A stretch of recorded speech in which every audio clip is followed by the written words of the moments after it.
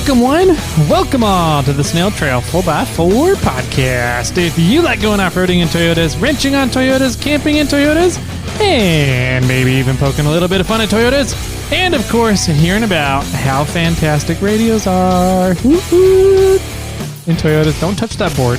Get away. This is the podcast for you. No, don't do it. Now, welcome. Whatever.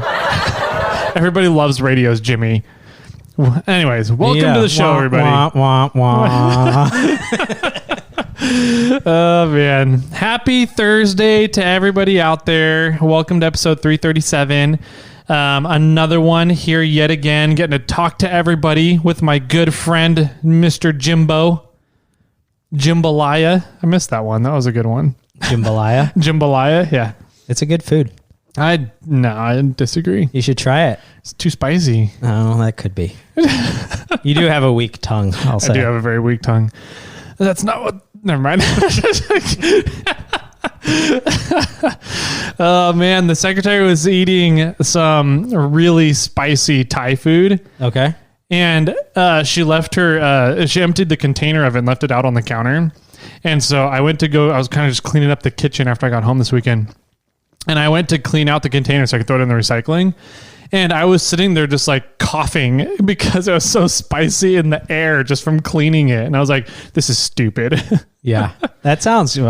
I'm upset that the secretary didn't invite me to join her. She was hanging out with her mom all weekend. So could have been a fun ladies' day with Jimmy. Or, yeah. If you want to put it that way. You could have had a date. I know. Secretary. Uh-huh. A spicy date. Yeah. We were... One time when I was in China. I feel like there's going to be questions coming up now and for episode 350. Why? About spicy dates with Jimmy and the secretary. Maybe. So this time when we were in Sichuan, China, or I think it was called the region of Sichuan or something like that. I think we were in the city of Guilin, if I recall. Anyways, they're Sichuan, right? Sichuan chicken, spicy chicken. It's a region that's known for their spice. Okay. And we went to a hot pot spot. Which it's like you sit at this round table, or at least we were at a round table, and there's a hole in the middle with a huge pot in it and a burner right underneath it. And then inside the pot is just broth. Okay. And then you literally like choose on a wall and you add things into the pot. And so our pot was... choose the animals outside on your way in? No, we didn't go to the market. Okay. Bring them in. Our pot had a divider in it, and we asked for the spiciest stuff they had on one side, and the other side didn't have any spice. So does your whole family like spicy food? Oh, okay. This was on a tour, and there was like 10 of us around the table. Got it. So a bunch of people tried the spicy one and then never went back to it. And there was just me and a guy that were trying the spicy food. I could eat. It was an interesting spice, a spice that I've never really had before, because the spice built, and then I was like burning, and then I'd eat one bowl of like the non-spice, and I would have like no spice flavor in my mouth anymore. It would go away really fast. Interesting. Yeah, and so it was the only time, and you can ask my father if you ever see him, that I said, "This is so spicy, my tongue is numb." So my dad tried it. And he dipped his spoon straight down into the sauce or into the broth. Okay. Lifted his spoon off, let it drip pretty much dry, and then licked his spoon and then almost died because it was so spicy. That was fun. But I almost killed my father. Good job. Thanks. Yeah, I'm sure he appreciates that. Yeah. After everything he's done for you. I gave him a good cultural experience. You also gave him a warning too. I did. Yeah, I'm like, my tongue's going numb. It's like, it can't be that bad. You're going back. So yeah, only me and this other guy finished, or we didn't quite finish it, but everybody else was eating off the other side. Gotcha. But it was kind of cool because they would come back and they just pour more broth into. Just keep you refilled. Yeah, and then as long as you kept ordering things off the wall, they would add broth. Okay. And so it was free broth as long as you were buying. The food to go in cold cuts or whatever. Yeah. Okay. Yeah. Hot pots are one of my favorite restaurants to go to. Yeah, they're great. Yeah. It's kind of like Korean barbecue stuff where you get to cook everything there on a burner in front of you, but It's a pot of soup. Mongolian. Mongolian, yeah, too. Anyways, All right, moving on. We got a lot of stuff to cover today. We do have a lot of stuff to cover today. It's Thursday yet again, and it's actually the first Thursday of October. Yes. So that means we get to talk about some FNGs. And talk about a giveaway. And before we do all that, though, okay, tomorrow is the last day to sign the petition or the waiver or whatever for the Moab. Yep. So if you haven't listened to episode 335 and don't know what the heck we're talking about, go listen to episode 335, excuse me. And there's links down in the description for the podcast to that will direct you right to where to sign up. Yeah. So we need everybody's help. Yep. You guys have been hearing us preach about this. So go and do it if you haven't done it already, because on the 7th is the last day to enter. So pause the podcast right now, right meow, and go do it.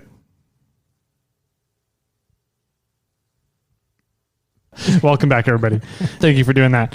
So yeah, go check out, please. We need everybody, not just OH viewers, anybody who goes out and enjoys Moab in any way, shape, or form. Backpacking, dispersed camping. If you drive a Subaru, you probably like it out there. If you drive any kind of vehicle, you probably like it out there. Well, so, it's not even, it's boating and fishing, airplanes, apparently. Yeah, all horseback riding, mining claims. Yep. Everything is going to get hit hard. I thought it was really interesting, and this is kind of, it started popping up and bugging me now too. On that episode with Ben and Chelsea, they were saying how wilderness is kind of like a good word, right? You would think. Yes. A lot of people correct. try and label it as a good connotation to it. Yes. And so when you're talking about making land wilderness, that's a very bad thing. If you like recreating on land, you do not want it to be wilderness. Correct. Yeah. Wilderness, it means nobody can go on it. Mm-hmm. Yep. It's wilderness from humans, essentially. So nobody gets to go enjoy it. So now, ever since that episode, I've been watching, I'll watch a commercial on TV. And there was a Bronco commercial that came on TV. Yeah, and it was like, take your vehicle out into the wilderness. And I was like, you can't fucking take a vehicle into the wilderness, assholes. That's right. False advertising. Exactly. But anyways. So I didn't know that, and we're going off on a little bird walk, but I didn't know the exact reason behind why they're closing all these trails. Okay. Do you? It's essentially the Southern Utah Wilderness Association, I believe is what it's called, is trying to go through and just make the lands inaccessible to people. They want it to be wild. Kind of. Yeah. I mean, yes, more or less. But I asked Ben, I'm like, what is the reason behind this? Because I posted something and people are like, why? Why are they doing this? Yeah. And I really didn't have a good answer. So I asked Ben about it, and he sent me a link to a radio broadcast that he did. And they had him on, and then they had a lady from the SUA on, and it was interesting to hear the contrast, because it was him talking about we need to keep all these lands open, and then the lady saying we need to close a bunch of this stuff. Okay.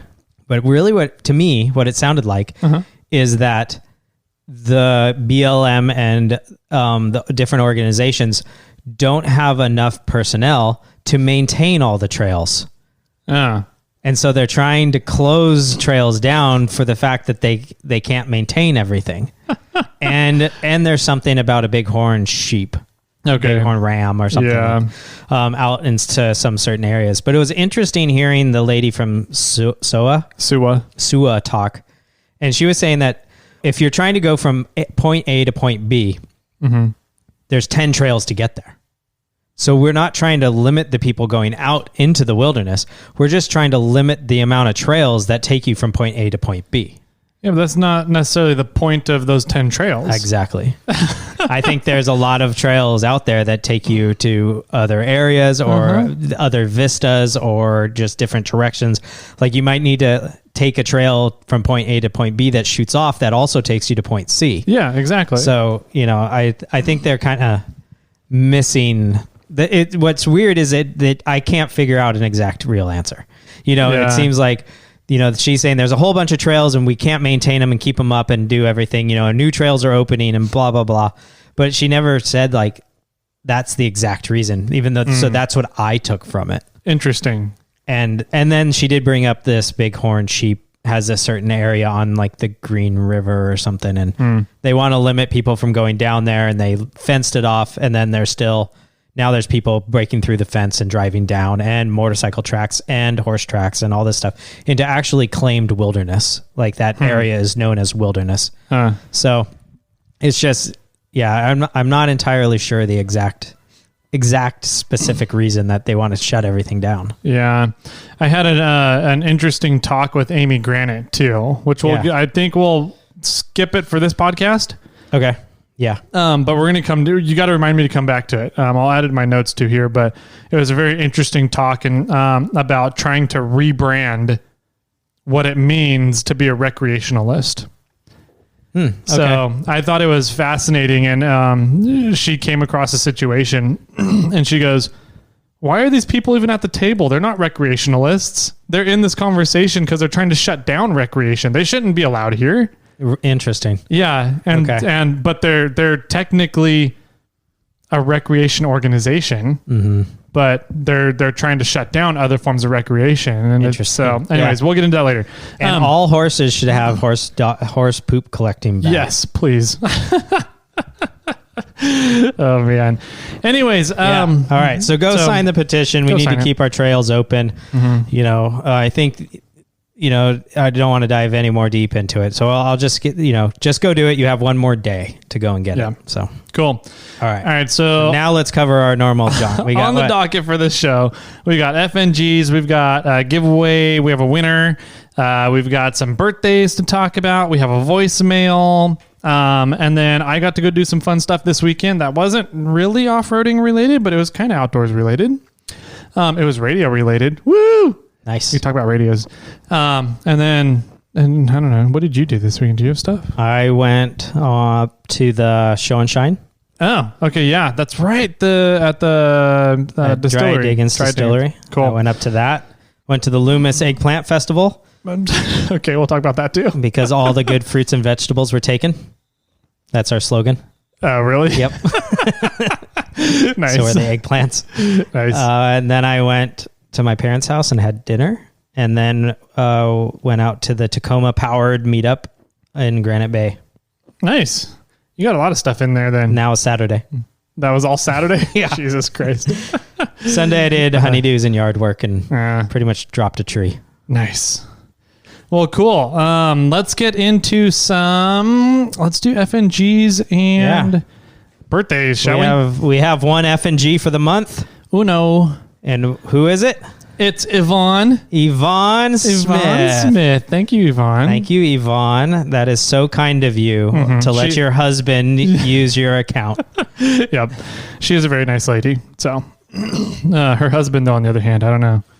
He's kind of a shy guy. I made the mistake and gave him my number. Uh-oh. That was a mistake. Yeah. I know. There's two people you don't give your numbers to. One is him, and the other one's Dave McKinney. I'm just kidding, Dave. Yeah, they don't talk for long, but he just calls to tell you some random thing that's going on. It is pretty funny. I'll look, when I'm off the phone with him, I'll look and I'll be like, that was a 42-second phone call. Anyways, so we have some FNGs. That's the only one. FNGs. That was it. That was the only one. Cool. But we do have some birthdays. We do have some birthdays. See, they're pulled up here. Month of September. October birthdays. That's right. Birthdays. We're in October. Yep. So whoa, everything just went all weird. Here we go. All right. So 1 year birthdays. We have 1, 2, 3, 4, 5. Ooh, nice. First one is, oh no, we'll get back to him. First one is A to Z Pools and Hot Tubs. Awesome. Which I believe is a different name now. No, that's right. Is that the correct one? Did we fix it in there? I think we fixed it there. I don't know. We're going to contact you. We're confused. I think we did fix it there. So, A to Z Pools. I believe that's Zach Cheney. Awesome. Thanks, Zach. Clint Johnston. Thanks, Clint. David Green. Mr. Green, thank you. That's the Mr. Green number 2. Number 2? Yeah, Green Squared. Who's number 1? The other Verde. The other green? You mean Chris from Wheeling Wine and Whiskey? Yeah, sure. Well, Chris signed up. Jason didn't. I was just saying the name Mr. David Green. Mr. Green, this is green number 2. Got it. And actually, Wheeling Wine and Whiskeys aren't even or followers of us or paid members of us anymore. Oh, that's right. They dropped it. Yeah. Does that mean we get to drop theirs now? Maybe. Cool. I like still being there so we can hang it over their head. So we're supporting you guys. So you can buy your new Zoom equipment. Yep, right. I wish they could buy us some Zoom equipment. That'd be sweet. Anyways, the last one is Jonathan Williams. Not Thanks, the last John. one. Almost the last second one. to last one. Second to last one. Thanks, John. That's because the last one is somebody who I don't even want to mention because he doesn't drive his Toyotas anymore. His wife drives the truck all the time now. And the other one just sits and gathers dust for 2 years. Jimmy Black? Good guess. Who hasn't been driving a Toyota? He was out at Slick Rock this weekend. Oh. He now drives a Jeep? He does, yes. Well, actually, that's her daily driver. Oh, really? The Jeep is her daily driver. I thought that she was driving the Taco around. I don't think so. Yeah. Right now, she's in an FJ Cruiser, I believe. Oh, she is? Yep, in the Rebel Rally. Oh, really? I didn't know that. Yep. When did that happen? Her and FJ Anna are co-drivers. No shit. Yep, doing the Rebel. I assume that's been planned for a while. It has. You don't just sign up for the Rebel last minute. No, so I want to do a follow-up with them when they're done. Yeah. And get them in studio and sit down with them and talk about how everything went, how to go, what happened. Yeah. I think it'd be really fun to catch up. I think it'd be fun to catch up with them and then see if we can get Amber and Dolly as well. Mm-hmm. Just because they'll have a different perspective being mother-daughter. Oh, I'm sure, for sure. But FJ Anna's a cool girl. She's got a rad rig, rad FJ Cruiser that I've featured on my show on the Snail Trail YouTube channel before. That's right, you did a walk around on it. Yeah. So if you want to check out our FJ Cruiser, go check out the YouTube channel, and nice. I've got a whole rig walk around of that. And I think she's done some mods since. So I would imagine that was been like 2 or 3 years ago. Yeah, seriously. So anyways, happy birthday, Nick. Thanks, Nick. Yeah, thank you. Get your Toyota back. 2-year birthdays. We have one. Actually, though, we should say thank you to Nick for welding Lee Lim's cruising to camp back, or his cruiser back together. Oh, what? They went to Slick Rock. And he tore his bracket, his radius arm bracket off his axle. The front axle? I think, yeah. Not the rear axle. There's no radius arms, but yeah, okay. I mean, that kind of makes sense. Lee hits those on everything. Yeah, he does. It was just a matter of time before it came off. So thanks Carnage Welder, and thanks Nick for getting Lee out of there. Nice. Yep. Good job, Nick. Speaking of that, did you see Rodney's video? I did, where he was trying to grab Chris's balls. That too, but he got Chris from Wheeling Wine and Whiskey actually got out on a trail, and Rodney, or Latte Rodney, bought him a birthday cake. He did. Congratulations for getting out onto the trail for the first time. Mm-hmm. Yep. So that was funny. We should send him a birthday present too. Okay. Maybe another water pump gasket. Yeah, there you go. A moldy apple or something. We can send him a Tide Pod. How's that? There you go. All right. So now the 2-year birthdays. We got 1 2 year. One. Mr. Tim Hutziker. Timmy, thank you. Yeah. Thanks for all your support, buddy. 3 years. Oh, we have a few. Yes. 2, 3, 4, 5, 6, 7. Wow, that's impressive. 7 people that have probably been in the gift box tier the whole time. Yeah. That's awesome. Yeah, that's the first month we did the gift box tier, huh? I believe so. Wow. So these 7 people, special people. By the way, I counted back, and we've done 7. This is the 7th gift box. Really? Going out. Yeah. Wow. Oh, man. We'll talk about the gift box here. What's in it? In a few episodes. Maybe next week. Yeah. If I might can be able to. If I can get my act together later this week and we send it out. Yeah. All right. So number 1 is Mr. Nan Nguyen. Awesome, Nan. He has some really nice chairs. We'll hand deliver yours. Yep. He'll get that.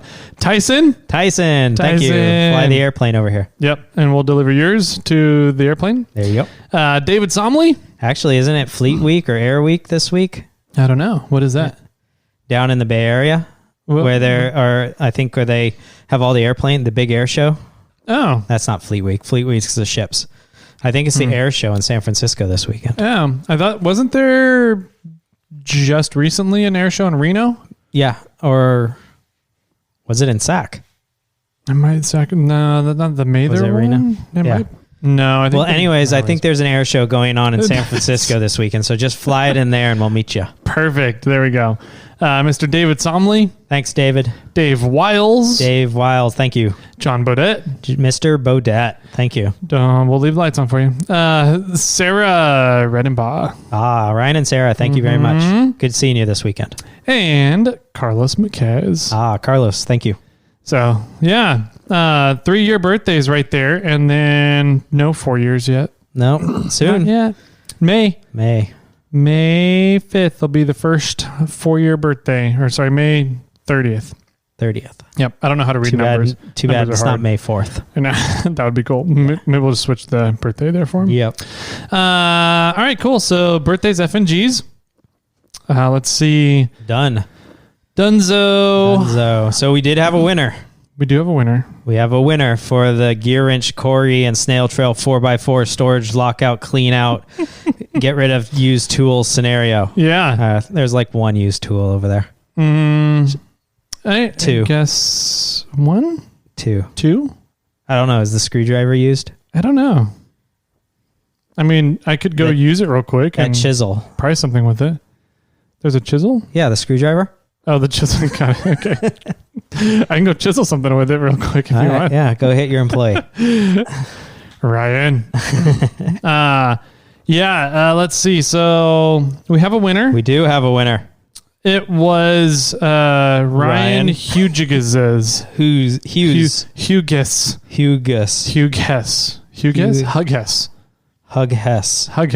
Yeah. Ryan Hughes. Probably Ryan Hughes. I think it's Hughes. Yeah. Whatever. Well, congratulations. You won 350 some odd plus some odd dollars worth of Gear Wrench and Crescent tools. Yep. And WIS. Yep. We have emailed you. So if you have not replied to the email yet, by the time you listen to this, go ahead, pull up that email, reply to us, just confirm that we have your address correct, and we'll get that out to you. Yeah. Yep. And then we have the gift or the giveaway this month, which is what are they? Extreme. I said it wrong last time. Extreme tire repair kits donated by the legendary, for sure, world famous tire inflation company. Yep. With all the MFers. Yeah. Yep. They're great. Up, down, air. I'm going to kick your ass. No, more flate, ladies and gentlemen. You should have said pump and dump. That one's a good one, too. Yeah. That's such a weird name for an inflation deflation I company. know, right? I don't know what he was thinking. I don't know what he was thinking. A weird name for an air up and air down company is the one that was near us at Overland Expo PNW. Oh, the Thor's Lightning. Yeah. What? That totally means I want to air up my tires. Yeah. No, they're great. They're great. They have a almost cool compressor. It's not quite what we have, but it's more expensive too. So I thought that was funny. What was funny was when the assistant walked by their booth. That was funny. Do you want to tell that story? I've said it before, but have we said it on the podcast? I think so. Okay. Yeah. So the assistant was walking by, and they're like, "Hey, can I show you our product?" You know, and she's like, "Sure." And so I think even the assistant told the story. This was in the episode when it was the assistant. Okay. But anyway, so whoever it was telling her the idea behind it, you know, so you can hook all 4 tires up. You can air them all up at the same time. You can also air them all down at the same time. It makes things really slick and easy. You don't have to, bend over and do all this work, whatever. and he's like, do you get it? You understand it? And she's like, yeah. My husband works with the guy that runs Morphlate. And then she's like, many a Morphlate. I don't even know if the guy said anything to her. I think he just literally turned around and walked away from her. And she was like, okay. Funny. And then just kept walking down the aisle towards us. That's hilarious. Yeah, it was when she told me the story, I was laughing so hard. I was like, did you tell him? And she's like, yeah. I'm like, okay. Yeah, that's funny. I don't know. I've been finding that a lot of people, a lot of the I don't want to say copycats, because each one kind of has their own little thing that they do special, right? Sure. Their own little thing that they think is an important piece to have into a 4-tire system. And I'm like, okay, cool. That's your gimmick. Do it. If people like it, then yeah, they should go get your product. But we're just kind of like, I don't really care what other people do. I'm just going to keep moving forward and developing new stuff. And so we actually have a special going on this month during October for the new air chucks we just released. Oh, cool. And the new air chucks are freaking awesome. Nice. We made and designed our own locking collar air chucks that are better in every way. We literally broke down the Haltech chucks we were using and figured out every single component of the Haltech chucks and figured out how to make every single component better. Oh, that's awesome. And so they're a smaller body now by about a 15th of an inch, not a 15th, 1.15 of an inch. That's so over 0.125, isn't that an eighth? An eighth, so around an eighth of an inch, yeah. So it's a thinner body by the outside diameter, so that means you can fit it into tighter spaces now. Maybe 3/16. Giggity, yeah, maybe. It's so we did that. We made the valve core engagement way quicker. Oh, nice. So now you can put the Morphlate locking collar chucks on smaller valve stems, shorter valve stems. Oh, like the KMCs? Mm-hmm. Okay. Yep. And then we also made the gasket out of a different material so that the gasket, it isn't as critical to keep the gasket clean now in order to get the check valve to work properly. And we added a spring in the check valve. So now if you're like have the Haltech ones, every once in a while, the little valve, the pin in there would get stuck or lodged and it wouldn't stop the airflow. That should never happen now with these ones. Oh, cool. And we added, instead of doing essentially a thread sealant on the body of the chuck, the threads that hold the body together, we put a O-ring there. So now it's actually reusable. You can unscrew and re-screw on the body of the chuck together as many times as you want, as long as that O-ring stays there. Nice. So what is the deal? How does one get in or get those new air chucks? Yeah, so if you want to get a set of them to retrofit your Morphlate, just go to morphlate.com. Under the accessories section of the shop, they should be listed right near the top. Sweet. So, and it's $11 for 4 of them, and then $9 shipping, so $20 out the door. That's awesome. Yeah, and then after the month of October, because one of the things I like to do is I always like to be developing and improving the Morphlate. And so rather than making everybody buy the latest model because it has some better parts to it, we let people get the upgraded parts at a significant discount so they don't have to buy a new kit. So this will be going on for the month of October. After October, the price per set goes up to $50. So $50 for 4 air chucks. Dang, that's a big jump. Yep. Okay. So I need to get in and get my air chucks. Well, luckily you have a connection. So yes, I do. I also want Sean. Yeah, Sean. That's how you bribe Sean for cuddles. Yeah, that's get new air chucks. I get new parts for my Morphlate. But also, thank you to Morphlate for donating the extreme tire repair kits for this month's giveaway. That was a long bird walk to get around for the giveaway item. Oh, I thought we'd finish that. Well, sort of. Yeah. But, and so you get the tire plug kits, which has a whole bunch of awesome features inside of that. You get the Kobe valves, and you get the glue treads. Yep.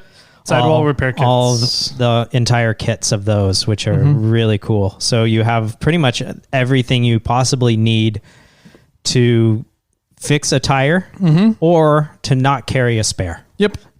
Yeah. So retail value on them is $125 each, and we're going to have 2 winners this month. Yes. So we have 2 of them to give away. So awesome. Yep. So that's the giveaway for this month. Let's see. Voicemail. Giveaway, or let's just remind everybody that the gift box tier is open. Oh, that's right. I've also already had inquiries about how to change your address on iRate 4x4. Okay. And you don't. Nope. Your address is on PayPal. Correct. The billing and everything is through PayPal. So to change your address, if you need to, you have to go onto PayPal. So go do that ASAP, because maybe the day that this episode comes out is the day that we are going to be building the boxes. Yeah. Go and do that super fast. Just double check that your address is correct. We're going to be using all of those addresses to ship your gift boxes out, unless you're non. And then,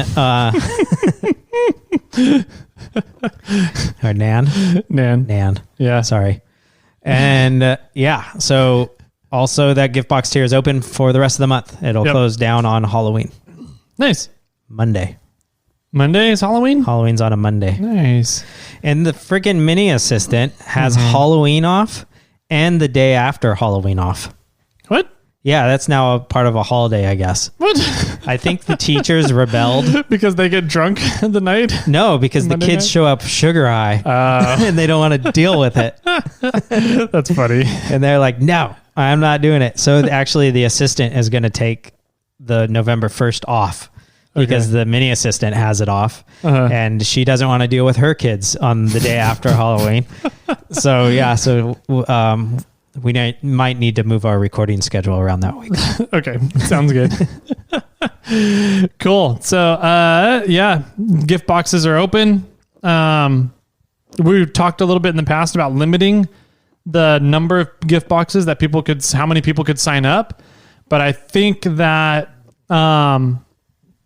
doing the change that we're doing, which is bringing down the retail value. So this gift box, we did make $100 out of. Yes.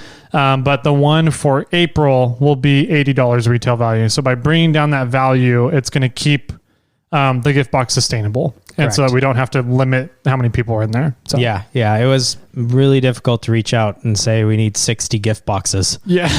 At a 50% discount. Yeah. And people kind of laughed at us or they just ghosted us. Pretty much. Yeah. My ego was brought down a lot the last 6 months. I'm used to being told no. By the assistant? No comment? You're not going to plead the fifth? All right, so cool. We have a voicemail here from Green number 1. Okay.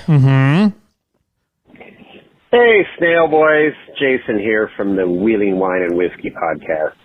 CJ's blowing Commenting museums. on episode 333. Nice recap of the Esprit de Force Safety Clinic. Thank you, Jimmy. So we were happy to have you down there and your assistance. Just one correction there. You know, we're very serious on Wheeling Wine and Whiskey here about our alcohol.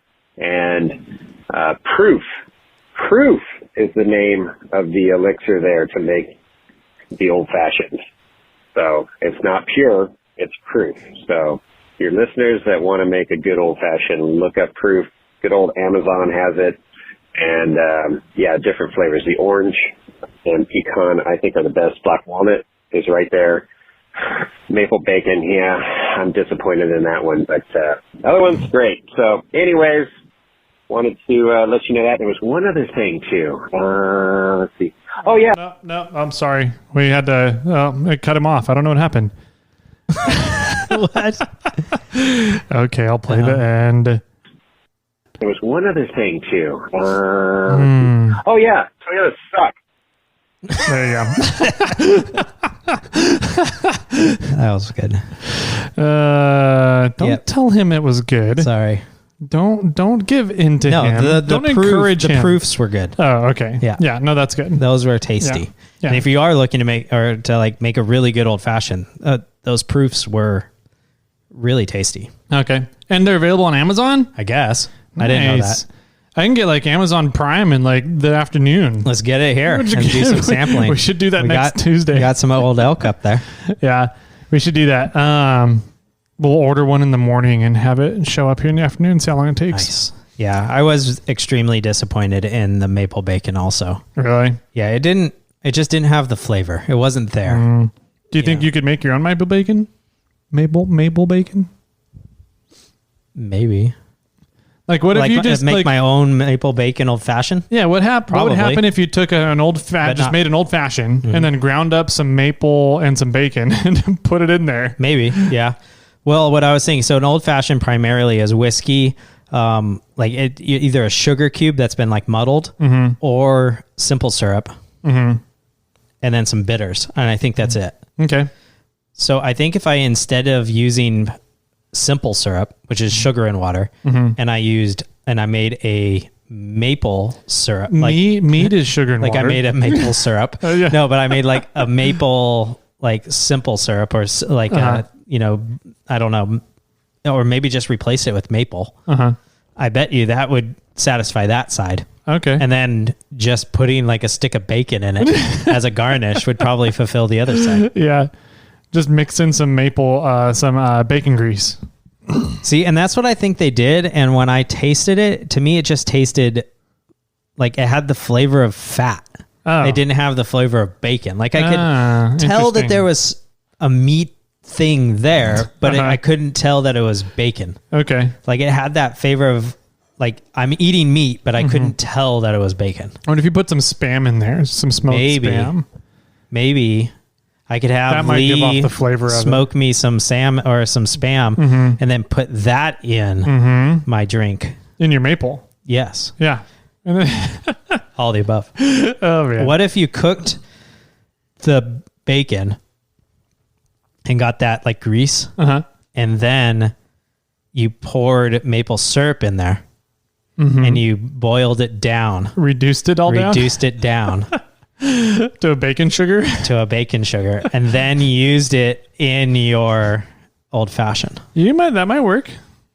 That'd be interesting to try. I'm gonna try it. Yeah. Go experimenting. Back. Let me know. Yes. All right. So that was the voicemail. Sounds good. Thanks for correcting me. Actually, those things were really cool. And if you want to make a good old fashioned, definitely check them out. Yeah. It was a really easy way. It was like 1 ounce of that for every 2 ounces of whiskey. Bam, done. Nice. Yeah. All I have to say about it is that CJ's belong in museums.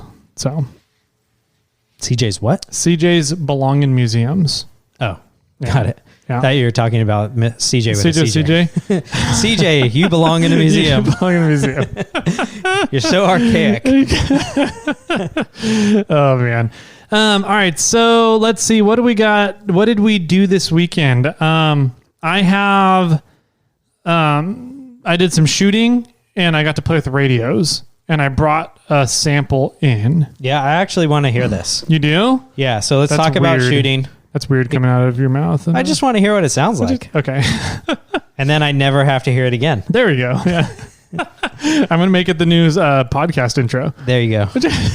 I did have, when I went to the show and shine, I did have a few people go, "Where's Tyler?" And I was like, I think he's had some radio contest thing. I don't know. And they were like, yeah, he would be. Yep. I saw Rodney.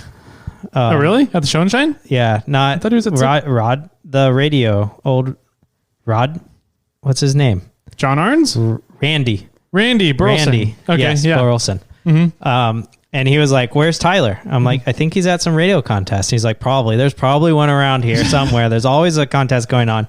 He's like, "I don't think I've ever seen you away from Tyler." Really? And I was like, "What?" He hasn't been out enough then. Well, it kind of like every time that I see him, for the most part, I'm with you. I guess so, yeah. And you go out with him. Yeah.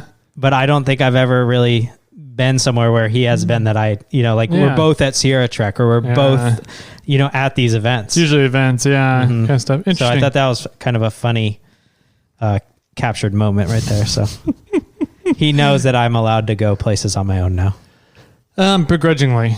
Yeah, just for your weekend. You got your one short leash there. Yeah. So that and the bachelor party. Or bachelor weekend. Bachelor weekend. A few weeks ago. Down to Hollister. Yeah. Yeah. All right, so let's talk about shooting. All right, so... What'd you shoot? I took my XD 9mm out, and Buddy brought a Beretta. Ooh, 9mm. Nice. A 5-inch barrel Beretta, but 9mm. So we got to compare those two, and we both agreed they shoot very similarly, but the XD is more comfortable. It's just the way that grip is shaped on the XD. Did you both agree that the XD was more comfortable? Mm-hmm. Okay. Yeah. But we both agreed they kind of shot about the same. Like the recoil... Is your XD a 9mm also? Okay. Yeah, 9mm 4-inch barrel, and he had the Beretta 9mm 5-inch barrel. Okay. So he had a full steel design pistol, and mine, the XD, is a steel barrel and slide and a polymer grip, right? And so it was just surprising because the 5-inch barrel as well should also make you shoot a little bit more accurately, and it just means there's more weight, there's more material there in the gun, so less recoil, less kickback. And the XD, we both agreed had about the same, if not less, recoil kickback than the Beretta did. Oh, cool. So it was kind of interesting getting to compare those two side by side. We probably shot 400 to 500 rounds out of the pistols. There's $1,000. Yeah, well, 250. They're 50 cents a piece right now. Wow. About 40 cents a piece right now, 50, something like that. So we did that. He brought also a semi-auto. I don't even know what it's called, what the brand was or anything, but it shot 7.62 by 39 ammo, which is close to 30-06 ammo. Okay. So I've never heard of that one. Yeah, 7.62 by 39s. And that one was cool because it looks like a bolt action rifle. Like a super simple farm rifle kind of thing, but it was semi-auto.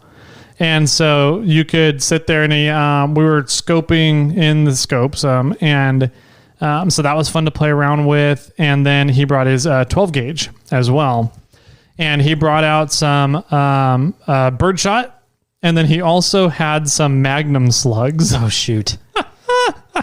Oh my god! So we both took turns comparing the birdshot to the Magnum shot. Oh yeah. So we would load a world of difference. 2 bird shots and 2 Magnums in the chamber, and then go through. So the bird shots came out first. So we'd shoot the 2 bird shots, and then the Magnums at the end. I was like, I shot the first one. I went, oh, yeah. Jesus Christ. You should have had your buddy load them so that you didn't know when they came out. No, that would have been a fun game. So yeah, the Magnums almost ripped my shoulder off. Yeah. So that was fun to kind of compare against as well. But what we did was, before going out there, I ended up making a target. Yeah, I saw this on Instagram. Yeah. And so I made a target and a hole. I got some AR 500 plates, a 10-inch square, a 6-inch square, and a 4-inch square AR 500, and then hung them from a stand that I made out of some conduit. Yeah, I thought that was super clever. Mm-hmm. And easy to break down because you had on one side, you had like a, what do you call that? A tri...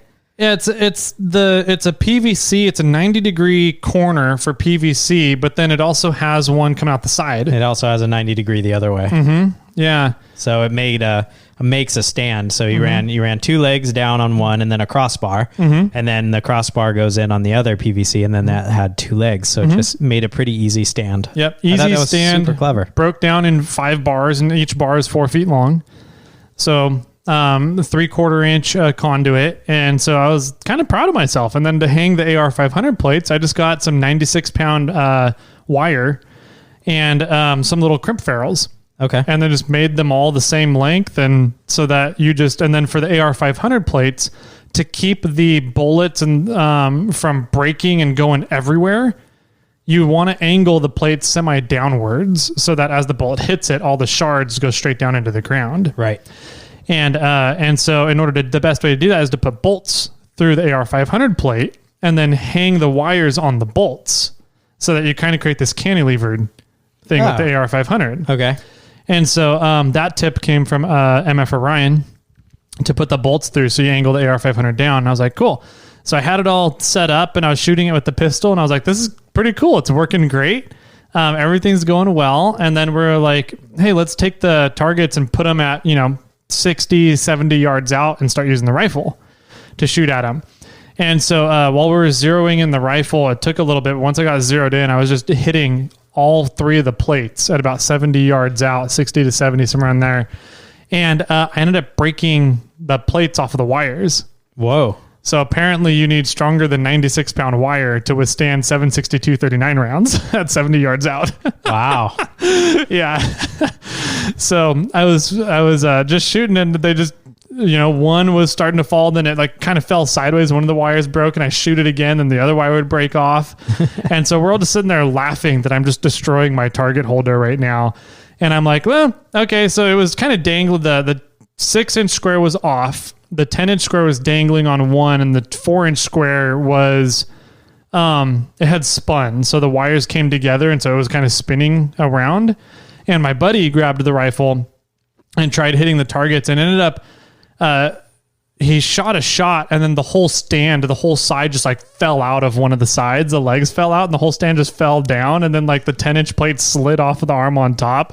And like we're just sitting there busting up laughing. And I was like, well, all right, I guess I need to make some improvements to this. And went down to look and see what had happened, what caused it to collapse. Because it looked like the PVC elbow just exploded. So I was That's like, what I was going to guess. Did he hit the PVC elbow? It wasn't. He hit the leg, the 3/4-inch leg, dead center up near the PVC. And it was so much stress that broke the PVC, shredded it apart. Wow. And brought the whole stand down. Was he aiming for that? Nope. Or was he that far off? He was aiming for the plates. Okay. Yeah. So anyways, that was funny. That was a fun part. And then there was about a torso sized AR-500 plate that was in the range already, down had to have been about 130 yards. So what is it? 400 feet, 350, 400 feet, something like that. And so we started going for that with the rifle, and we were hitting that. We got that zoned in and was hitting that. And then we were like, I wonder if anybody can hit that with a pistol. No, just, yeah. So torso sized AR-500 plate, 350, 400 feet out, and we're shooting at it with the pistols. And I told my buddy, I was like, whoever hits it first gets $100. And he hit it within 10 rounds, one clip. Wow. With the Beretta. And I was like, okay, no, this is horse rules now. Like, I need to be able to respond and also be able to hit it because I haven't had a chance yet. Okay. So and you had one clip to hit it? I had one clip to hit it. And he goes, all right. And I was like, okay. He goes, if you don't hit it, you owe me $100. I said, okay. And so I go on round number 8, I hit it. Nice. With the XD. So once I did that, I was like, yeah. And I just unloaded the last 2 and down the range. And then I was like, well, that was cool. But my father-in-law, the secretary's dad, came out, and he hadn't really ever been shooting before. Really? Yeah, I think he shot a gun for the first time last year in NAM at this event. No, Grenada. And so, but he had never really done any target shooting before. I think he just fired 1, maybe 2 shots last year, and that was the first time he'd ever fired a gun. Oh, wow. And so this year we were like, Bob, you got to shoot. And so I gave him the XD. I kind of gave him a couple of pointers and tips on how to shoot it. And he went through one clip, and within the second clip, he was hitting the 10, 6, and 4-inch targets at about 30 feet out. Nice. Yeah. And I was like, you're a natural. You need to get your own pistol now. So anyways, I thought that was kind of cool to him to just kind of pick up the XD, start shooting and start hitting the targets, within 15, 16 rounds. That's awesome. So did he have a good time? He did. He had a good time with it. Yeah. He goes, you need to talk my wife into letting me get a gun now. And I was like, we'll see. We just need to get her to go through a class so that she understands how they work. Because that's really, I find, is the big thing. You ask people who don't like guns, you ask them, have you ever handled one before? Have you ever shot before? And usually they'll say no. And you'll be like, okay, do you know how it works? And usually they say no. And it's like, And I get it because I was there at one point. Sure. I don't know how it works. So I'm just trying to stay as far away from it as I can. And then once I started learning how they worked and how you can tell if they're loaded or unloaded and all the other stuff, I'm just like, they're quite simple, and they're not bad if you take care of them responsibly. And Correct. so I think it's just a matter of getting her to understand that. So Yeah, and it's not like they have kids in the house anymore. So nope. they don't have... It might sound bad, but you don't have to be nearly as responsible. That's there's no kids running around. Yeah, I guess. So that was the shooting part of it. That was a lot of fun. We did that Sunday morning. Got it. Okay. And then the Friday, we were up there in the middle of nowhere outside of Red Bluff. Like, we're literally off grid. There's no power. There's no utilities. There's nothing out there. That event. Yeah. Okay. The one you go to every year out to Red Bluff because there's not enough ham radio geeks out there. Exactly. Yeah. Uh-huh. Tehama County. There's not enough radio operators in Tehama County to... that's what it is. Operators. Operators. Geeks. Not geeks, not nerds, okay? Or operators, Jimmy. Got it. But this contest is for every other person in the United States to contact and try and see if they can contact every single county in California. And so the club that hosts this contest and puts it on is in charge of making sure there's operators, or nerds or geeks, if you want to put it that way, at every single county in California. And so we go out to Tehama County. It's a hunting Airbnb. That's literally what it's set up for. Oh, wow. And so we go up there, and it's off grid. It runs completely on power generators. Cool. And we do an operation. It's called Expedition when you're operating off grid. And so last year we had set the record for expeditions in Tehama County. But we weren't that far off of all-time expeditions. You were the only expedition in Tacoma County. Well, I'm talking historically. Oh. So if there's congratulations. Yes. You got you're one of one. No, yeah, we got the highest score in Tehama County last year because I think we were the only operators in Tehama County last year. There was one other one in Tehama this year I know of. But so historically you had the most amount of contacts that Tehama's ever had. Yes, during this contest. Yep, as an expedition, yeah. I think we also set the Tehama all-time record. Wow. So, but we weren't that far off of the expedition all-time record. So out of all the expeditions that have ever happened in the state of California during this contest, we weren't that far off. Oh, neat. Last year. So did you go for it this year? We went for it this year. Okay.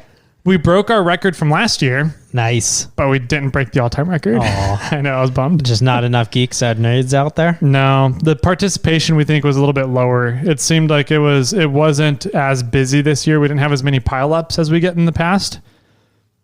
You can ask what that is? Ask me what that is, Jimmy. Jimmy, ask what that I is. didn't know what that is, I think. You know what a pile-up is? I believe so. That's impressive. It's people trying to contact you all at the same time. Yeah. Good job. There's pile-ups like on the freeway where everybody's trying to get through. That's usually called an accident, a mass accident. Oh, traffic, right? I've never heard of traffic described as a traffic pile-up. I've always heard it as like a gridlock or something, gridlock, you know. Yeah. That's the way. I mean, I figured there's no accident on the ham radio that way, so I figured it was sort of a gridlock or a ham radio contesting can be dangerous, I've heard man. Pile up. I don't know. Maybe not. Ham radio contesting is dangerous. It could be. Yeah, you might tweak your wrist. You can get carpal tunnel, man. Yeah. Or you can get a 1,500 watt amplifier blow up on That's you. That's true. Yeah. Your eardrums could go bad. Mm-hmm. No, so we were doing this radio contest, running expedition, going for the all-time expedition record. And so we had 5 guys. We did a multi-single, which is multiple operators, 1 transmitter, single transmitter. So you take turns, right? And so you're taking turns listening, operating. Yeah, transmitting and listening. Yeah. But we had an extra set of headphones set up so other people could sit there and listen to the operator while the operator's operating, kind of thing. Interesting. Okay. But we had a guy. That's entertaining. Yeah. Oh, pile-ups are amazing. That's like, when all the rubbernecking happens. Exactly. And so we had a guy there this year who's never done like big time contesting before. How'd he do? He did great. He was definitely like slow to start and get into it, and wasn't quite figuring out how to do it at a high pace. Yeah. You could tell he knew the lingo. He knew what he was supposed to do, but his brain couldn't keep up with his hands couldn't keep up with his brain, which couldn't keep up with his mouth, what he was saying. And he was very just kind of all over the place to start off with. But after the first couple times in the chair, he started nailing it and getting it really well. Cool.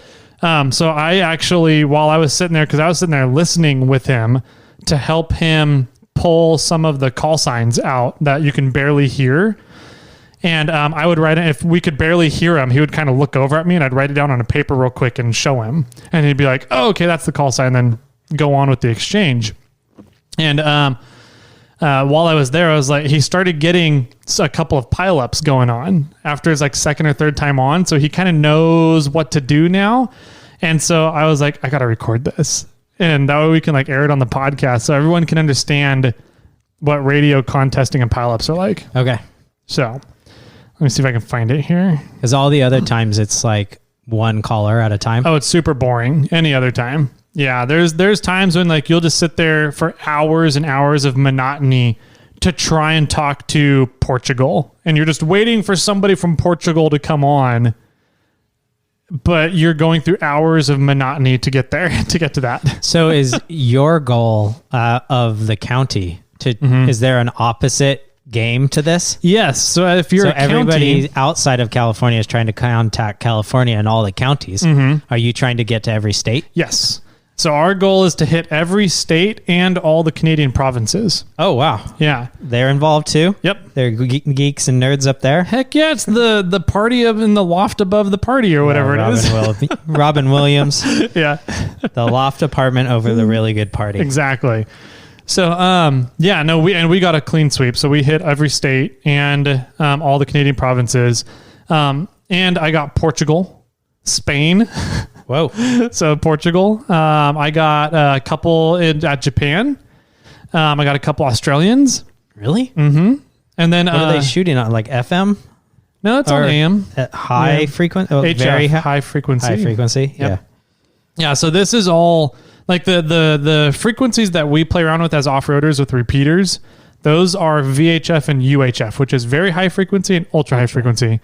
These frequencies are called HF. They're just high. They're just high frequencies. They're basic high frequencies. 420. Yes.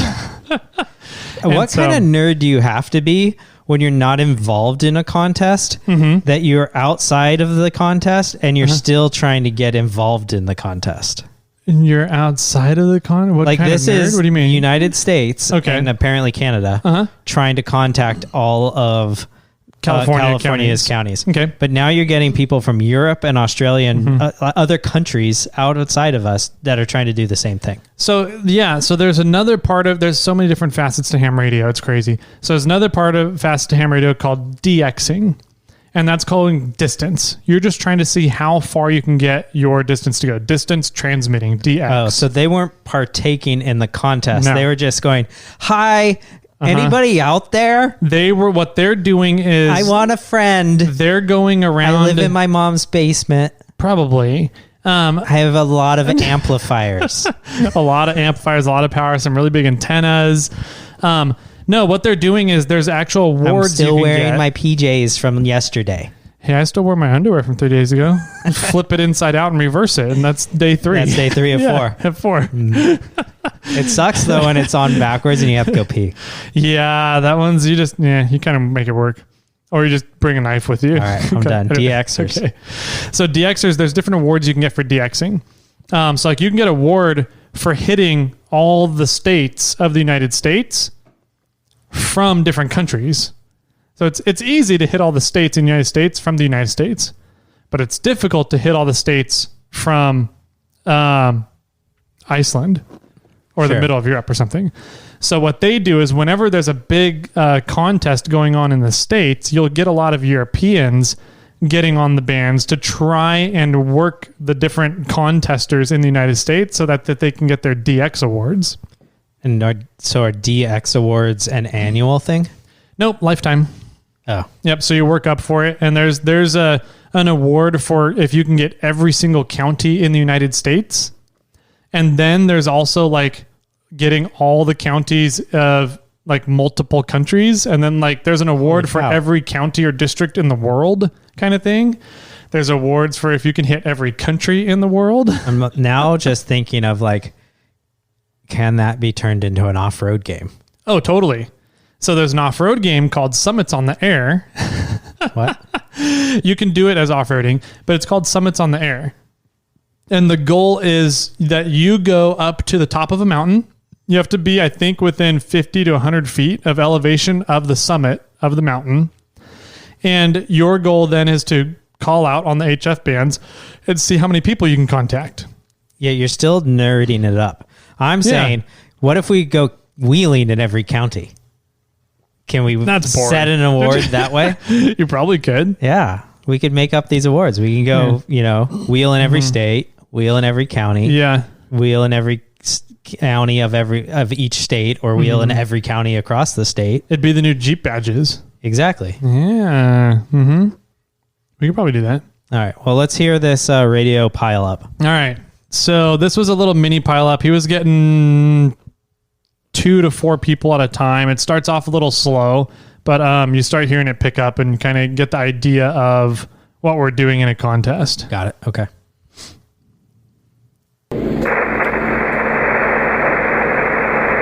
Alpha Bravo 2 Echo. Alpha Bravo 2 Echo, number 773, Tacoma County. Thanks. What was the county? Tacoma County, Tango Echo Hotel Alpha. Oh, roger. Thank you. 75, New Jersey. QSL for New Jersey, November 6 Tango. Alpha Kilowatt 0, Charlie Mike. Alpha Kilowatt 0, Charlie Mike, number 774, Tacoma County. Roger, you are 03, Charlie Oscar. Thanks for Colorado, November 6 Tango. Kilo Mach 4, Radio Tango. Did you get that? Again, please. No. Kilo Mach 4, Radio Tango. Kilo Mike 4 again. Kilo Mach 4, Romeo Tango. Kilo Mike 4, Romeo Tango, number 775, Tacoma County. Roger that. Copy. 1111 in Tennessee, Tango, November. Thanks for Tennessee, November 6 Tango. Kilo Charlie 5, Lima Lima. Kilo Charlie 5, Lima Lima, QSL. QSL. Kilo Charlie 5, Lima Lima, number 776, Tacoma County. County again.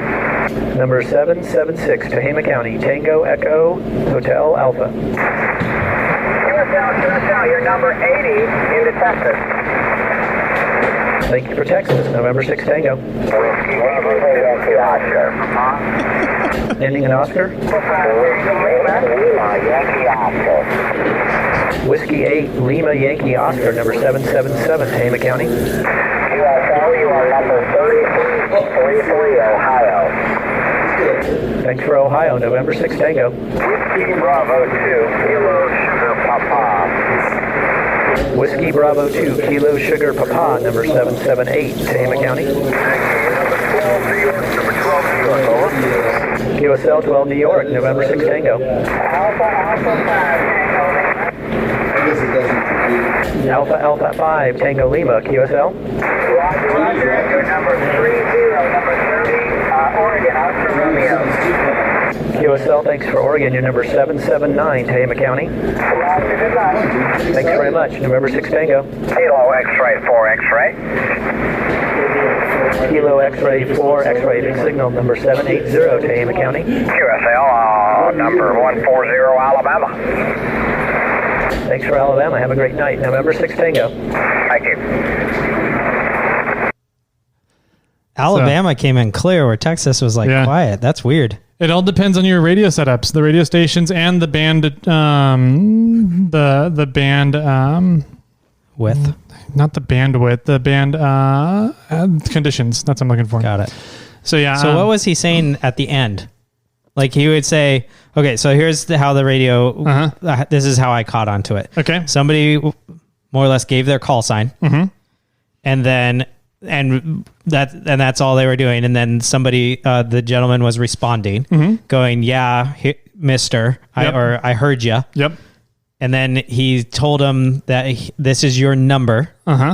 This is your, you hit 776. Yep. For Tacoma County. Yep. And then they would say, thank you, that you're number 25 from Texas. And then he responded, 25, thank you, 25 Texas. QSL. So what's that? QSL is a Q code from the Morse code days. And so there's a lot of different shorthands for, instead of saying sentences, you would give a Q code of like usually 2 or 3 letters. And that would take the place of a common sentence that you would say in a communication on Morse code. Sure. Okay. And so the QSL... SOS, exactly. Right. QSL stands for essentially 10-4 in CB speak. Okay. It's confirm, copy. I heard you, thank you, next person. Got it. Yeah. But man, there's some of those I could not hear. Yeah. It becomes a trick. The part that I really like is pulling people out of pileups. So when everybody's coming at you at the same time, you have to be able to pick up on something. And then you do exactly what he did. There was one, people came in, he goes, Kilo Mike 4 again, go ahead. And so what you're doing is you're saying, station ending with Papa, go ahead. Right. And if there's like 2 of those, then 2 people will come back instead of 20 people this time. And then you can say, okay, the station with number 4, go ahead. And then you've narrowed it down to 1 person. Yeah. And so that's the fun part to me, as well as there's a big skill art form almost to trying to get people's correct information when you can't hear them. Yeah, I follow that. I think that's really interesting to have, so many people that are piling up, and then you have to try to capture like one bit of information that you heard from one of them, and then have a quick way to get that one person's attention to get you to get them to respond again. Yep. Yeah, that's interesting. So I guess I'm going to go into the weeds a little bit. Do you have a specific frequency for your location? How do people know how to are they just shooting this wave out towards California with and going, anybody out there? I'm still in my mom's basement. So what it is we're in the basement because we had a lot of power. We're running the legal limit, 1500 watts, and a really nice antenna system from the top of a hill in the middle of nowhere. So we have no electronic interference. And so we have a booming station, which is why we were able to get into Europe quite a few times. And so what we are doing is we're staying on one frequency and just calling CQ, which means we're saying, hey, we're over here on this frequency. We want to talk to people. Could anybody come back to us? And then you sit and wait. Interesting. So CQ is another Q code for saying exactly that. Hey, I'm here on this frequency. I need to talk to somebody. Is there anybody out there? And so so that's called running. If you just sit there and you just run off a bunch of people. And so what the other people are doing is they're doing what's called search and pouncing. So they're tuning the dials of their radio through the frequencies until they hear us going, hey, we're here on this frequency. And then they stop on that frequency. And when we're done talking, then they give their call sign. So when they search and pounce and they're searching, they could also be searching for any radio chatter. Absolutely. Right. Yep. So if you're not out there going, hey, I'm here, I'm still in my mom's basement, she is cooking quesadillas for lunch. They're here, Whiskey Tango Alpha, I'm out in this area, blah, blah, blah. And they go, stop. And then they wait for their turn in line. Yes. Yep. Got it. And if you're not sitting there talking, then a lot of times they don't find you. So is primarily California, what'd you call it? Not searching and pouching. Running. The big stations are, like the big ones that are taking the contest very seriously. And especially the ones, if you've been deemed as one of the people that's in charge of making sure that county is on the air, then typically you just want to stay in one spot. Because there's also another part, because thanks to the internet, search and pouncers can report. They can report who they've contacted on the internet. In a big database. And so do they go, I contacted Tacoma County on this frequency. Yep. So and they're then as cheating. soon as that shows up on the internet, then all these other people who haven't contacted Tacoma yet go "Vroom," and just swarm into that frequency to try and talk to you. So that's cheating because not they're not cheating. searching. Well, they're not search and pouncing, but they're using other resources to get to that contact. Yeah. Interesting. Yeah. All right. Well, that was Anyways. really cool to listen into. It's interesting how the pileups happen and how you guys decipher the words. So that was cool. Thanks for sharing that. Yeah. I don't know. I thought it was kind of, I love pileups. That's why I do contests. And if there's no pileup happening, then I'm just bored out of my mind. Right. But, Like, yep, this is us. That's yeah. you. Thanks. You're number 1,000 million. yeah, exactly. So anyways, that was my weekend. Radios and guns. Cool. Yeah. So was the range local when you went shooting, or was it out there where you guys were doing the contest? It's a range set up kind of in the backyard off the back porch of this hunting cabin. Oh, Yeah. cool. So they've got different target zones set up along. It like kind of drops down a hill, and which is kind of nice because you're going down the hill, and then there's a hill on the other side. Sure, right. And so a bunch of the targets are down in that little Yeah, goalie. gully, and then there's Canyon. another hill. Or sorry, there's targets up on that hill, and then there's another hill behind it that's 500, 600 yards out, maybe, with another targets up on them. We Wow. never went for those ones. And then that hill, there's another bigger hill behind that. And it's all this one same property. Oh, cool. Yeah. That's awesome. Yeah. So it's it's a fun place to go. And I hope we get to go back and get next year. Yeah. That sounds like a good time. Yeah. Yeah, well, I did a lot of things on Saturday. Okay. Like I said, I went to the Show and Shine. I went to the Loomis Eggplant Festival. I went to my parents' house after the fact. And then we went to the Tacoma Powered meetup out at Granite Bay. Okay. So I didn't really spend a lot of time at any one of the spots or I didn't spend a lot of time at any one of the spots. Uh-huh. So Show and Shine started at 10, went till 3, but my nephew was on stage down at the Loomis Eggplant Festival at like 1:45 or something like that. Okay. So we were like, okay, we can't be up there that long. So we drove up there. We got up there a little bit after 10. We're walking around, saw John Arns, saw Randy, saw, a bunch of people at the RTF booth, met them, said hi to them, looked at some of the rigs, and then we went in to do some whiskey tasting for the most part. Okay. And the Dry Diggins distillery is a lot of fun. I've never been in there. Every Yeah. time I go by it or near it and I think to go in there, they're closed. Oh, I'm really? like, oh. I've never been there. Actually, I think I've been there once and they were closed. Anyways, what sucks about distilleries in California is if you're doing any tasting, the most amount of alcohol you can have is one shot, 1.5 ounces. 1.5 ounces? Jeez. Yeah.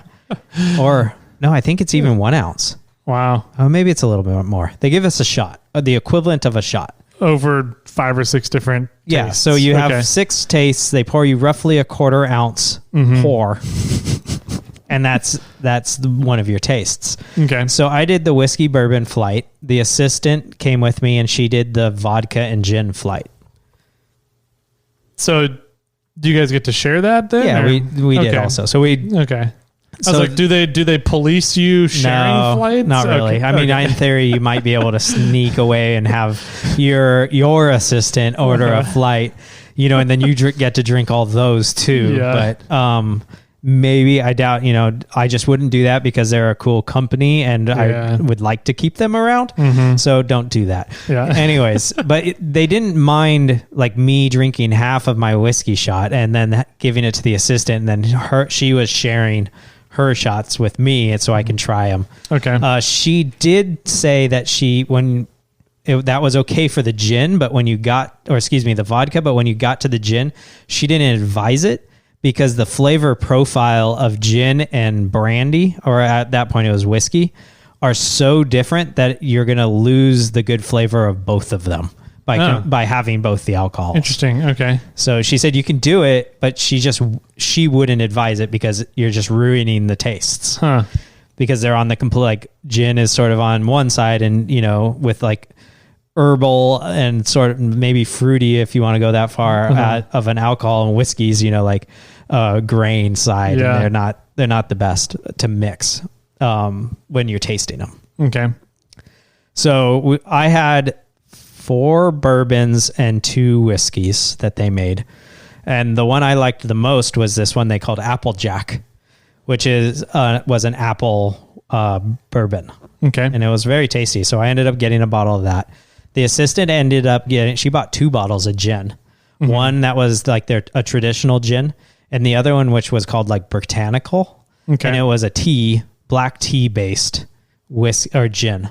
Huh. And I haven't tried it yet, but I don't like gin, but it smelled great. And so we'll open the bottle eventually and I'll try it then. But so that was fun. We did our flights. We bought some bottles. They were nice enough to store them for us so we could walk around the rest for like another hour or so, and then came back and got the bottles. But while we were walking around, I saw Stellar. Stellar Boat was out there, said hi to them, talked to them for a little while. Justin, the Aussie, was out there and we were making fun of him for a little bit. And then it was funny because the assistant saw somebody she knew. Like a friend of hers. Interesting. And that friend was hanging out with one of my old coworkers. And so it was this sort of fun little reunion that we had from back when I worked in the medical device industry. Okay. And one of the assistant's friends was there, and we found out that the friend had a Jeep in the show, you know, and was out there, and it was her Jeep. Like they went, I guess the assistant went to look at it and like had seat covers with sunflowers on it, you know, and it was, you know, definitely a lady's Jeep. Okay. Is the assistant asking for a Jeep now? No, she doesn't. You know, I've tried to push her into like, we have a Honda CRV. That's her daily driver. And I tried to push her into something more like an off-road SUV sort of style. And she's like, why? Why do you have like 2 trucks, 3 trucks, 2 of them have 4-wheel drive. One's a rock crawler, one's our overlander. Yeah. Like, why do I need something like this? You know? So I don't think that, at least in this point in our life/career, she does not see the need for her to have a 4-wheel drive vehicle. Okay. So, especially as a daily driver style. She's like, if I need 4-wheel drive, I'll just use one of these other rigs. But it was a lot of fun. It was fun to see all the rigs out there. There was a good, I went 2 years ago, and the event has more than doubled in size. Nice. So that was good to see. And it was fun to walk around and see everybody's rigs. There was a wide variety. There was a ton of Jeeps. There was a few Toyotas. There was a few old school Broncos. But there was like Subarus. There was like some weird old cars that were lifted a little bit, like on 35s. There was a new HV Hummer. The EV? EV Hummer, yeah. Wow. EV. There was an EV Hummer out there. Did they crab walk it? No, it was parked. It wasn't moved. There was a Toyota. I think it was a 4Runner with front and rear steer, and it was all twisted up and turned. Oh, interesting. When it was parked. Like a truggy style, or tube chassis? I didn't dive kind of too deep into it. Okay. I just saw. I was like, oh look, rear steer. And the assistant's like, what's wrong with its axle? Why is it broken? Yeah. Like, no, it has rear steer. But it was fun, and unfortunately we didn't get to stay that long, so we said hi to a bunch of people and then pretty much took off, went to Beach Hut, had lunch, started Hawktober. Have you ever heard of Hawktober? They do, if you go to Beach Hut, at least here in Sacramento area, they have a board with 31 spaces across it. Okay. And if you come in, I think the way that they did it is that, at least they used to do it, I haven't done it in a while, is if you order a pint of their Lohawk, which is a Loomis Basin Brewery beer. Okay. Let's just say it's normally $6. You get $1 off, and you get an X on the board. And so for every pint you drink, you get an X across the board, but you only get $1 off for your first beer for the day. Okay. There was a contest at our local Beach Hut that I used to go to see how fast people could finish, which always turned into a bad idea. And people finish way too fast. I never did it. I was always like, I'm just going to see if I can finish. 30. So you have to finish 31 beers in 31 days. Jeez. Which doesn't sound that hard, except when I didn't go to Beach Hut over the weekends. Oh, and then then I had to play catch up. And I didn't go I tried to go every day, but you just don't. Yeah. So it's having a beer every day is easy at your own time, at your own leisure. But if you need to have it at a specific location every time, it gets a little bit more difficult. But I've done it a few times. I have a few October shirts. And so I signed up again this year just to put my name on the board at my old stomping ground and see how many old friends will see it and snap a photo and send it to me. And this is the place that they used to call me Smurf. Oh, okay. Yeah. Gotcha. So that has a whole fun story. If you ever see me sometime, I'm not gonna say it on the air, but if you ever see me sometime and are curious why they called me Smurf, I'll let you know. It's a good story. Next time you see Jimmy in person, ask him about the Smurf story. Yes, definitely. So from there, I had a Hawk there. I had a Hawk shot, which you can get a 5-ounce pour of Hawk. And that's the one when you order like a Hawk shot and you hand it out to like friends. And so I got 3 Hawk shots for me, one for me, one for the assistant, one for the overalls. That's his nickname. And and so I handed out Hawk shots, and then I had a pint because Hawk shots don't count for October. You have to have a full pint. So I did tasting. I saw Stellar Built, hung out with them, and then was wandering around, had a beer there. And then I went to I went to Beach Hut and had a beer and a Hawk shot. And the Hawk is like 8%. Right. So it's a hefty one. Went to the Loomis Eggplant Festival, saw my nephew for a very split second. We were late because I was talking too much. And then my younger brother was playing on stage with his band. And so we sat and talked to him. I went and got the assistant a glass of wine, and I got another beer. Okay. And then so we were hanging out there for a while, talking and wasting time. And the Eggplant Festival finished at 4. And then we were walking back, and then I saw Lorenzo. I think it was Lorenzo's cousin. And I got a photo of him. I don't know. It was like Lorenzo's cousin, his mistress or wife. I don't know what it was. And then their baby. It's all 3. Yeah. Oh, yeah, exactly. Little incest happening in that culture. At least they weren't mules, because then you're getting really interesting. But so they were all hanging out in the petting area. Okay. Yeah, and some alpacas. Was that on a train? Not on a train. No. Okay. That's funny. And then it was pretty much over at that time. So we jumped in the car. We drove back to my parents' house. We had another beer and ate a taco salad dinner, and then hung out there for a little while, just BSing and talking about the transition of our houses. And then at 7:00, the Tacoma Powered event started. 7 p.m.? 7 p.m. Is it dark by then already? Yep. Okay. Yes, it is. Same with your King Kong thing that's coming up tonight. So. Yeah. And then hung out there, and the guy that won the snail armor panel from our giveaway that had the Hawaiian topo map on it actually is local and was coming out to that event. So I brought his winning panel out there, and then I had another person contact me, Nathan. He contacted me and wanted to get a blemished panel. And so I brought some panels out and sold one and gave the other one away to the winner. And then it was pretty cold, and the assistant was only in a sundress because she forgot that we were going to be out super late. So she kind of huddled in the car. First Gen Mike showed up to the event, and Juan was there, and there was a few other Tacoma owners there.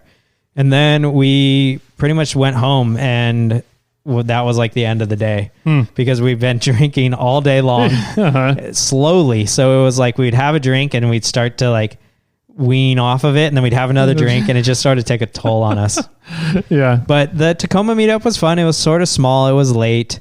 Where was it at? It was at the Granite Bay Beach or Dutch Brothers. Oh. At like Auburn, Folsom, and Douglas. Okay. Yeah. And so it was over there in that parking lot. So I was talking to Juan, and we were trying to figure out if this time is okay, if we need to do the same time but at a more lit location, or should you move it earlier, or how do you organize it? Do you mean lit as in lights? Lights, or okay, yeah, more an area that has more lights. Okay. So it's because that parking lot is a little dark for you that guys time. are overlanders. You have plenty of lights. Yeah, there was a lot of lights on. I think that was part of the, it's like, hey, stay until it gets dark because then I could turn my lights on. And we got the rainbow strobes going on underneath. Or, I mean, there's like LEDs inside of the cabs on Forerunners. I'm like, what? But it was cool. It was cool. It was a completely different crowd than the normal one that I've seen. Like there was a whole bunch of people that I've never seen before. So that was kind of interesting. And then, the Loomis Eggplant Festival is fun. I'll go back to that first, just a quick second. It's unique. It's because it's eggplants, right? So, it's not very common. It's odd, but there's an Indian restaurant out there that's serving baba ganoush, and there's Italian restaurant out there that's doing eggplant parmesan, and there's just a bunch of different like foods that contain eggplant in it. And the Rayleighs of Bel Air is out there just handing out eggplants to people, which is super funny. There's at the very beginning of the festival, there's a purple kazoo parade.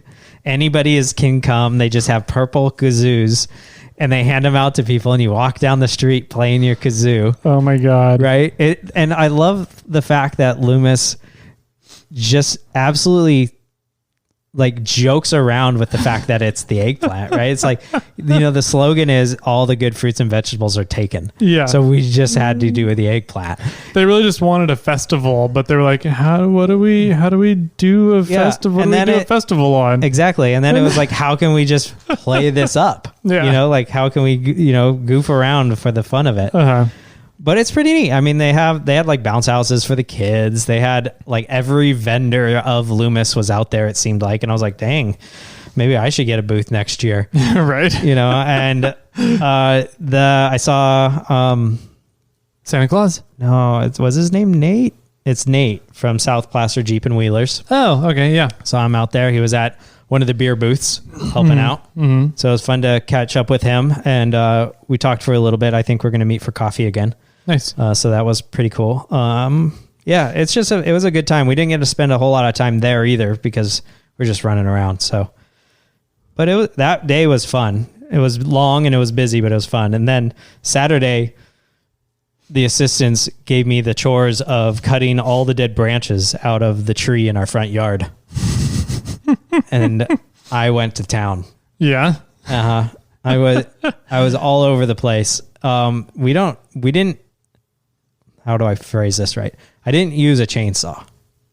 We don't have a chainsaw, but I could have gotten a chainsaw. Okay. If I needed one, but I didn't. I had a saw and a pole, and I was on the ground, on a ladder, and on the roof, getting all the dead branches out of this tree. And I got them all except for one, and that's because I couldn't get it on a ladder with the pole saw. I couldn't reach it. And it's like one shooting off towards the front, like away from the house, in the front of the tree, like it's just way up at the top. And I was like, besides minus climbing the tree. Yeah. I mean, I maybe could have got it that way. You could have done it. But the assistant came around the corner when I was like, I'm done. Like I'm physically done, and I still have to cut all these up and throw them in the green waste bin. I filled 3 green waste bins. Wow. Yeah. Luckily our neighbors weren't really using theirs. Yeah.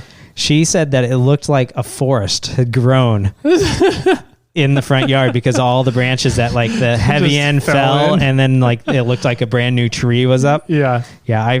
And the thing is, you can't tell that I cleaned the tree up, which is actually a good thing, right? Okay. Like the tree still looks like a tree. You can't tell that I like hacked the shit out of it. Yeah. Because I really did try to just pull the dead branches out instead of like, oh, this is an easy place to cut it. So it was kind of an accomplishment on my end of like, I pulled the mini assistant out. I'm like, can you tell what I did? And she's like, nope. No. I'm like, look at all the green waste bins I filled up. She's like, where did all that come from? Like this tree. And so, it was a lot of work, and I was so sore on Monday. But The yard looks good. It was Nice. funny because the assistant's like, yeah, now our house doesn't look like a haunted house. I'm like, what? We should have left it. I know. We got Halloween coming up. At Halloween. I could have done this after Halloween. Oh, man. But I was also happy because I was up on the roof. I checked the gutters and there was not a lot of leaves in the gutters. So I was like, That's sweet. good. Yeah. Nice. But that was, and then what did we do? Oh, and then we went wine tasting on Sunday afternoon. We went to Secret Ravine out in Loomis. Oh, okay. And then we were going to go to the flower farm out there, but our friends weren't able to make it. We were with another couple at Secret Ravine, and then we were going to go to the flower farm, which is called Cask, but the location is Flower Farm. But the other group of friends didn't make it soon enough for us to be able to consume any liquids there. Okay. Because we had to leave to go get the mini assistant. So, but a new winery also opened not too far from my parents' house / my future house. Ah. So I think it's called Hilltop. So Nice. I'm going to have to go try that place out here soon. Guess what is going to be opening up within 10 minutes of my house? A brewery. Uh-huh. How's that for guessing? That's good. That's a good guess. 10 minutes from your house? So what, Yeah. near the exit? Yeah. Right off of downtown. Cool. Right on the other side of the river, pretty much. Oh, the other side of the river? The Sacramento side. Okay. I am on the Sacramento side. No, I'm not. I'm not on the Sacramento side. So over by IKEA. Kind of, yeah. Just past IKEA. So, Got it. Okay. Yeah. Down in that area? Uh-huh. Sweet. What's the name of it? Do you High know? Water Brewing. Oh, no way. Yeah. Oh, hell yeah. And the bar is almost done, so I need to go pick up some kegs. That's awesome. Yeah, I'm excited. Are they moving locations? I think they're moving locations from what I heard. Oh, wow. Yeah, so I think they're coming up from Lodi into here. There's a big brewery in that area, in the West Sac area, that is shutting down. And so High Water Brewing's going to take over their spot. Dang. Mm-hmm. I wonder if they're going to keep both locations. That'd be cool if they do. Mm-hmm. That location out in Lodi is awesome. It is. It's a sweet location. So It is, but I don't know how many, like the traffic in that area is probably lower. Even though like the building's nice, the tap room's nice, the location's, decent, like the vicinity is nice. But yeah, there's not a vast amount of people in Lodi where there's not. And I think is that with considered West Sac? Lodi, No, where it's going. I believe so. Yeah. And with them opening up kind of in the West Sac area, I don't think people from Sacramento aren't going to go to Lodi No. to go to High Water Brewing now. So yeah, I like- don't know if they'll keep it open or not. It's like Out of Bounds. Have you ever heard of them? Yeah. Out of Bounds has their first spot was over in Rockland, and then their second spot is over in Folsom. Yeah. And the second spot is much larger and bigger, and everybody that's there assumes it's the very first location, but it's not. So I thought it was their first location. no.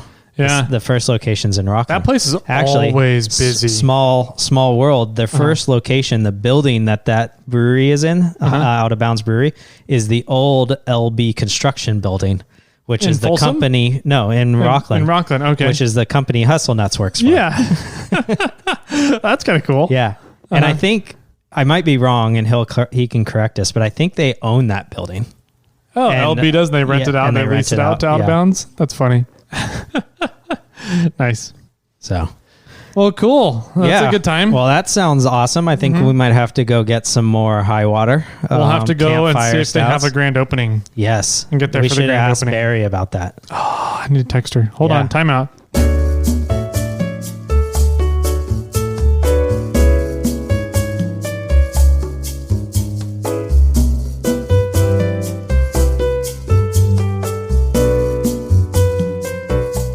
Anyways, so hopefully everybody enjoyed this Thursday episode.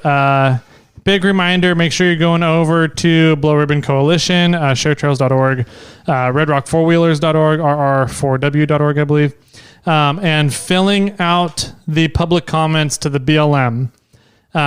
They need to know if the BLM is kind of saying, we just don't have enough people to maintain this area, then they need to understand how much the public is using that area, and maybe they need to reallocate funding Right. to more maintenance because of how much people are using that area, or they might get sued because they're not keeping up with the land management plans.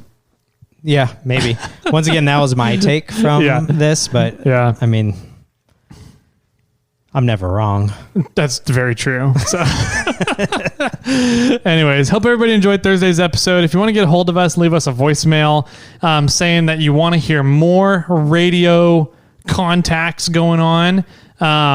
Then call in and let us know. 916-345-4744. If you want to get a hold of us through Instagram if you have any questions about anything, you can definitely do that. Jimmy is watching over the Snail Trail 4X4 Instagram, and I'm watching over the 4X4 Toyota Tyler.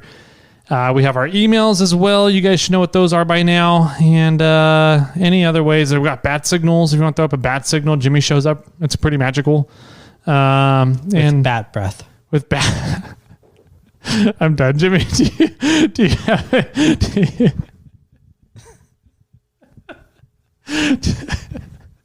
do you have any final words for everybody, Jimmy? 10.5-inch ring gears are stronger than 9. Oh my God, we're going to get hate mail. You can send a hate mail to Jimmy at snailtrailfox4.com. And my friends, keep crawling.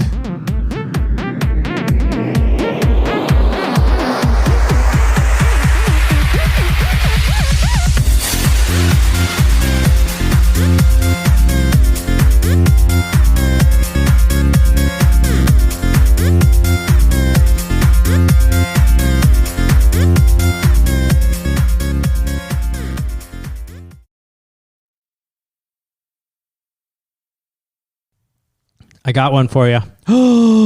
Ready, bro. Why did the vampire need mouthwash? I don't know. Because he had bat breath. Okay. That was a bad one. That was a bat one? That was a bat one. So that was better. Catch me off guard like that.